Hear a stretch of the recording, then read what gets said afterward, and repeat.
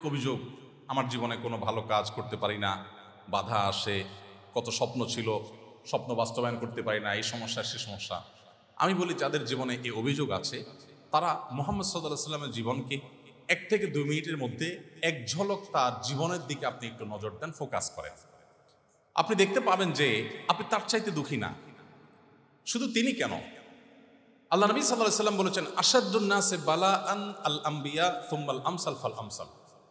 পৃথিবীতে যত মানুষ এসেছে এর মধ্যে সবচেয়ে বেশি বিপদগ্রস্ত ছিলেন, সবচেয়ে বেশি দুর্দশাগ্রস্ত ছিলেন, একের পর এক বিপদ এসেছে যাদের জীবনে, তারা ছিলেন নবী রাসূলগণ। এবং তাদের সাথে যাদের যত বেশি সাদৃশ্য হবে, নবী রাসূলদের আদর্শকে যে যত বেশি ধারণ করবে, তার জীবনে বিপদ আপদ বাধা তত বেশি আসবে। আপনি আমাদের নবী সাল্লাল্লাহু আলাইহি ওয়াসাল্লামের কথা যদি খেয়াল করে দেখবেন, তিনি পৃথিবীর আলো দেখবার আগে আগে তার বাবাকে হারিয়েছেন। মায়ের গর্ভে থাকতেই বাবা দুনিয়া থেকে চলে গেলেন। দুনিয়ার আলো দেখতে না দেখতেই মমতাময়ী মায়ের ছায়াও হারিয়ে ফেলেছেন। আল্লাহ তাআলা মাকেও নিয়ে গেছেন। যে মায়ের বুকে তার দুধ ছিল, তার খাবার ছিল, রিজিক ছিল, সে মাকে আল্লাহ তাআলা নিয়ে গেলেন। মায়ের দুধটুকু পর্যন্ত পান করার, মায়ের স্নেহ মমতাটুকু পর্যন্ত পাওয়ার সুযোগ তিনি পাননি। কৈশোরে যখন তার একমাত্র অভিভাবক দাদা আব্দুল মুত্তালেব সামান্য কয়েকদিন যেতে না যেতে তার আশ্রয়ে একটু আদর যত্ন পেয়ে বড় হচ্ছিলেন, সামান্য কিছুদিন যেতে না যেতে আল্লাহ তাআলা আব্দুল মুত্তালেবকেও নিয়ে গেলেন।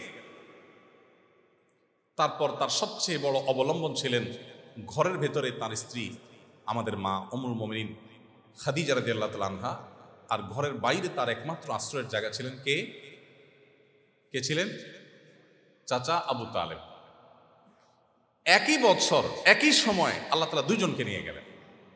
এবং সবচেয়ে কঠিন সময়, যখন মক্কার মানুষেরা তাকে মক্কায় স্থান দিবে কিনা সেটা নিয়ে তারা ডিসিশন নিচ্ছিল, যখন তার জীবনকে হুমকির মধ্যে ফেলে দিচ্ছিল মক্কার মানুষেরা, যখন তায়েফ থেকে রক্তাক্ত হয়ে এসেছেন, তার সবচেয়ে বেশি আশ্রয়ের যখন দরকার ছিল, ওই সময়টাতে আল্লাহ তাআলা নিয়ে গেলেন তার সবচেয়ে বড় আশ্রয়কে। অর্থাৎ পায়ের নিচের মাটিগুলো একটার পর একটা কিভাবে সরে যায়। একজন শত্রুর সাথে তো মানুষ এমন আচরণ বাহ্যিকভাবে করে না, অথচ আল্লাহ রাব্বুল আলামিন তার সবচেয়ে প্রিয় মানুষটাকে, তার হাবিবটাকে, দুনিয়ার আলো দেখবার আগে বাবা নেই, দুনিয়ার আলো দেখার পর মা নেই, কৈশোরে দাদা নেই, মাথা একটু উঁচু করে দাঁড়াচ্ছেন, হাজারো বাধা দাঁড়িয়ে গেছে, এই বাধা যখন ডিঙ্গানোর প্রশ্ন আসছে, তখন তার সবচেয়ে বড় শক্তির জায়গা, ঘরের খাদিজা নেই, বাহিরের আবু তালেব নেই। এরপরে শুরু হলো নির্যাতনের তীব্র লাভ। যার মুখের দিকে তাকানো এটা কঠিন কাজ ছিল, যার চোখে চোখ রেখে মক্কার কোনো মানুষের কথা বলতে 10 বার ভাবতে হতো। কুরাইশ বংশের সবচেয়ে সম্ভ্রান্ত ফ্যামিলির ছেলে, আব্দুল মুত্তালেবের নাতি, আব্দুল্লাহর ছেলে, সবচেয়ে বিশ্বস্ত মানুষ, সবচেয়ে সুনামের অর্জনকারী মানুষ, সবার সবচেয়ে আস্থার জায়গা, সবচেয়ে জনপ্রিয় মানুষ, সবচেয়ে ভালো অবস্থান পাওয়া মানুষ, সেই মানুষটার যার মুখের দিকে চোখের দিকে তাকিয়ে বড় কথা বলার মতো সাহস কারোর ছিল না, তার মুখের উপরে থুতু মেরে দেওয়া হলো। তিনি যখন সেজদায় চলে গেলেন, ওঠের নাড়ি বুড়ি, গরুর নাড়ি বুড়ির মতো না, 20 কেজি 25 কেজি 40 কেজি 60 কেজি ওজনের ওটের নাড়ি বুড়ি এনে তার মাথার উপর রেখে দেওয়া হলো, যাতে নিঃশ্বাস বন্ধ হয়ে সেজদায় মারা যান। হেন কোনো নির্মমতা নেই, হেন কোনো নিষ্পেষণ নেই, হেন কোনো নির্যাতন নেই, হেন কোনো বাধা নেই যে বাধা তাকে ডিঙ্গাতে হয়নি। একটা পর্যায়ে আর প্রিয় মাতৃভূমিতে, যেখানে কাবাঘর আছে, যে কাবাঘরে গিয়ে চোখের পানি ফেলে মনটাকে একটু হালকা করতে পারতেন, সেই কাবাঘরের ছায়াতেও আর থাকতে পারলেন না, নিজের মাতৃভূমিতেও থাকতে পারলেন না, মাতৃভূমিকে তাকে বের হয়ে যেতে হলো। এবং সে বের হয়ে যাওয়াটাও যে কোনো শান্তিপূর্ণভাবে হতে পেরেছেন তাও না, তার জন্য গারে সাউর গুহায় গিয়ে আশ্রয় নিতে হলো, আত্মগোপন করতে হলো, জীবন মরণের একটা সন্ধিক্ষণে দাঁড়াতে হলো। গতানুগতিক চিরচেনা পথ ছেড়ে পাহাড়ের দুর্গম পথ মাড়িয়ে তাকে অনেক কষ্ট করে আত্মগোপন করে তাকে মদিনায় আশ্রয় নিতে হলো। আমরা তো মনে করছি এই বুঝি তার শান্তি একটু হলো যে মদিনার মানুষ তাকে আশ্রয় দিয়েছে, তাকে ডেকে নিয়েছে। না, সেখানেও তাকে শান্তি থাকতে দেওয়া হয়নি। সেখানে যে ইহুদিদেরকে ঐতিহাসিক মদিনা সনদের মাধ্যমে তাদের সাথে শান্তি চুক্তি করেছিলেন, সেই ইহুদিরাই গাদ্দারি করে, তারাই মুনাফিকি করে তার পেছনে ষড়যন্ত্র করা শুরু করল। একটি রাত তাকে আরামের সাথে ঘুমোতে দিল না। মুনাফিকরা মসজিদ নির্মাণ করেছে, আল্লাহ রাসূল আপনি আমাদের মসজিদ উদ্বোধন করে দিয়ে যান। তিনিও ওয়াদা করেছেন, হ্যাঁ আমি উদ্বোধন করতে আসবো। আল্লাহ ওহী পাঠিয়েছেন, আপনি কোথায় উদ্বোধন করতে যাচ্ছেন?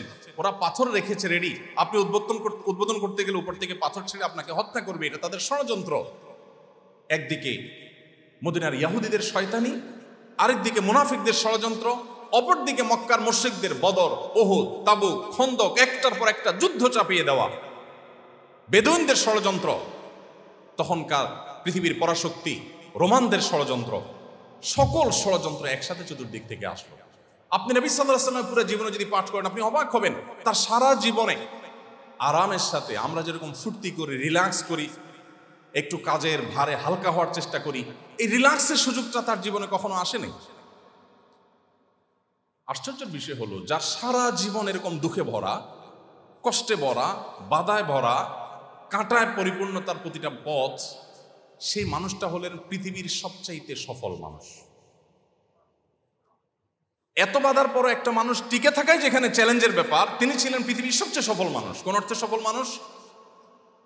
তিনি যে মিশন নিয়ে পৃথিবীতে এসেছিলেন, চতুর্দিক থেকে হাজার হাজার বাধা এসেছে, এই সমস্ত বাধাগুলো ডিঙ্গিয়ে তার মিশনকে তিনি স্বল্প সময়ের মধ্যে পৃথিবীর সবচেয়ে শক্তিশালী মিশন হিসাবে তার মিশনকে সফলতার সর্বোচ্চ শিখরে, সর্বোচ্চ চূড়ায় রেখে তারপর দুনিয়া থেকে চলে গেছেন।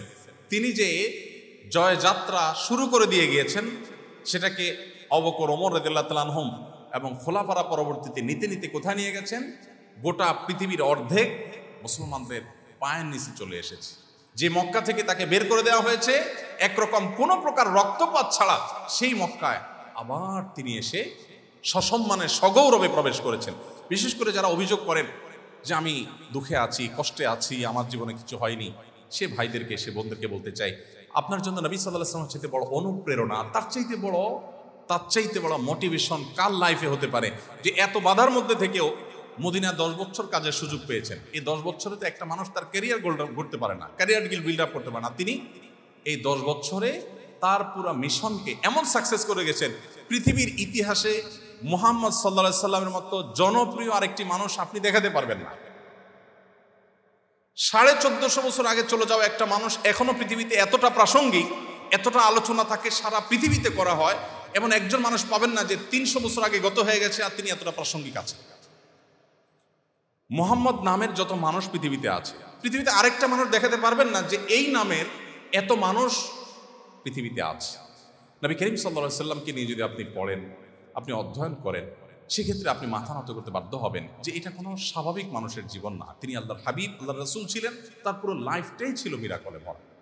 আমি যে কথা বলার জন্য তার এই জীবনের দুঃখ গাথাটাকে টানলাম, সেটি হলো, এত যার জীবনের দুঃখ গাথা, অবাক করা বিষয় হলো তার জীবনে কখনো আপনি দেখবেন না যে তিনি কখনো উৎসাহ প্রকাশ করে বিরক্ত হয়ে কোনো ব্যক্তিকে বলেছেন, সরো তো আমার সামনে থেকে, আমার এখন মনটা খারাপ আছে, মেজাজটা খারাপ আছে, বদর যুদ্ধের ঝামেলা চলতেছে, মুনাফিকরা শয়তানি করতেছে, আমি একটু টেনশনে আছি, সরো আমার সামনে থেকে। সিরাতের বই যারা পড়েছেন, এমনকি নবীজি সাল্লাল্লাহু আলাইহি ওয়াসাল্লামের সিরাত যারা অমুসলিমরাও লিখেছেন, এরকম কোথাও আপনি এরকম কোনো লাইন বের করতে পারবেন না যে নবী সাল্লাল্লাহু আলাইহি ওয়াসাল্লামের কোনো উৎসাহ প্রকাশ করে কোনো আচরণে কেউ কষ্ট পেয়েছেন। আরে তার যে 10 বছরের সেবক ছিলেন আনাস রাদিয়াল্লাহু তাআলা আনহু, কিশোর আনাস, তিনি বলেছেন, খাদামতু রাসূলুল্লাহ সাল্লাল্লাহু আলাইহি ওয়াসাল্লাম 10 সিনিন, আমি 10 বছর নবী সাল্লাল্লাহু আলাইহি ওয়াসাল্লামের ব্যক্তিগত সহকারীর কাজ, অর্থাৎ একেবারে পার্সোনাল সেবার কাজ আমি দিয়েছি। কিন্তু 10 বছরে একটি বারের জন্য তিনি বলেন নাই, আনাস তুমি কাজটি কেন করলে বা এটা কেন করলে না। শাসনের সুরে, উৎসাহ প্রকাশ করে তিনি বিরক্তির সুরে এই কথাটাও কোনোদিন বলেননি। কিভাবে সম্ভব? একটু টেনশন, একটু পেরেশানি হলে আমরা আমাদের পরিবার লোকদের সাথেও তো একটু রাগারাগি করি, পাশের লোকজনরাও তো সেটাকে সমীহর চোখে দেখে, স্বাভাবিকভাবে দেখে যে একটা লোক রাগ করতে পারে, তার এখন মানসিকভাবে তিনি কষ্টে আছেন। কিন্তু আমার নবী সাল্লাল্লাহু আলাইহি সাল্লাম তার পুরো জীবনে এত বাধা থাকা সত্ত্বেও তিনি কখনো কারোর প্রতি বিরক্তি প্রকাশ করে কারোর মনে কষ্ট হতে পারে এমন কোনো আঘাত তিনি করেন। তার এতজন সহধর্মিণী ছিলেন, স্ত্রী ছিলেন, স্বাভাবিকভাবে একাধিক স্ত্রী কেন, এক স্ত্রী থাকলেও স্বামী স্ত্রীর মধ্যে বোঝাপড়ার গরমিল হয়, মনোমালিন্য হয়। নবী সাল্লাল্লাহু আলাইহি ওয়াসাল্লামের জীবনে যে হয়নি তা বলছি না, তার জীবনও হয়েছে। তিনি অভিমান করে মসজিদে এসে শুয়েছিলেন, সাহাবীদের মধ্যস্থতায় পরবর্তীতে সেটা মিটমাট হয়েছে। একাধিকবার এরকম ঘটনা ঘটেছে, কিন্তু আপনি একটি ঘটনাও দেখাতে পারবেন না তো তার একাধিক স্ত্রীর মধ্যে কোনো একজন স্ত্রী এই কথা কখনো বলতে পেরেছেন যে তিনি আমাকে আসলে একটু অধিকার কম দিয়েছেন, বা আমাকে তিনি ঠকিয়েছেন, বা আমার প্রতি তিনি একটু বৈষম্য করেছেন। একটি কথা আপনি দেখাতে পারবেন না। একজন সাহাবী দেখাতে পারবেন না যে সাহাবী বলবে যে নবীজি সাল্লাল্লাহু আলাইহি সাল্লাম আমার দিকে একটু খেয়াল কম করতেন। আপনারা অনেকেই এই অধ্যায়টি পড়েছেন সিরাতের, যে সাহাবীরা প্রত্যেকে মনে করতেন যে নবীজি আমাকে বোধহয় সবচেয়ে বেশি ভালোবাসেন, প্রত্যেকে মনে করতেন আমাকে বোধহয় সবচেয়ে বেশি ভালোবাসেন। জীবনে কখনো কারোর দিকে এইভাবে আর চোখে তাকিয়ে কথা বলতেন না। যখন কথা বলতেন পরিপূর্ণ মনোযোগ দিয়ে কথা বলতেন, যাতে তিনি কোনোভাবে মনে কষ্ট না পান। কোনো ব্যক্তির সাথে তিনি মুসাফা করলে ওই ব্যক্তি হাত টানার আগ পর্যন্ত তিনি নিজে হাত টেনে নিতেন না। তার যে আচরণ ছিল, সে আচরণের মধ্য থেকে বিশেষ করে এই যে আমানতদারিতার আচরণ, সত্যবাদিতার আচরণ, প্রতিশ্রুতি রক্ষার আচরণ, যেগুলো আজ আমাদের সোনার হরিণ হয়ে গেছে মুসলমানদের মধ্যে। নামাজি মুসলমান পাওয়া যায় কিন্তু এক কথার মুসলমান পাওয়া যায় না। নামাজি মুসলমান পাওয়া যায়, সত্যবাদী মুসলমান পাওয়া যায় না। নামাজি মুসলমান পাওয়া যায় কিন্তু তার এমপ্লয়ির হক সম্পর্কে সচেতন মুসলমান পাওয়া যায় না। নামাজি মুসলমান পাওয়া যায়, স্ত্রীর হক সম্পর্কে সচেতন সতর্ক মুসলমান পাওয়া যায় না। নামাজ পর্দানসীন মহিলা পাওয়া যায়, স্বামীর অধিকার সম্পর্কে সচেতন মুসলমান পাওয়া যায় না। নামাজি মুসলমান পাওয়া যায়, অন্য ধর্মের মানুষের প্রতি অধিকার আছে সে ব্যাপারে সতর্ক মানুষ পাওয়া যায় না। আমি সবসময় বলি, অন্য ধর্মের মানুষ আমাদের ধর্মগ্রন্থ পড়ে না, তারা আমাদেরকে রিড করে। সো আমাদের আচার আচরণ, আমাদের কাজ কাম, আমাদের ম্যানার্স, আমাদের শৃঙ্খলাবোধ, আমাদের ভালো কিছু, এই সবগুলোই হলো এক একটা দাওয়া অন্য ধর্মের মানুষকে ইসলামের প্রতি আসার জন্য।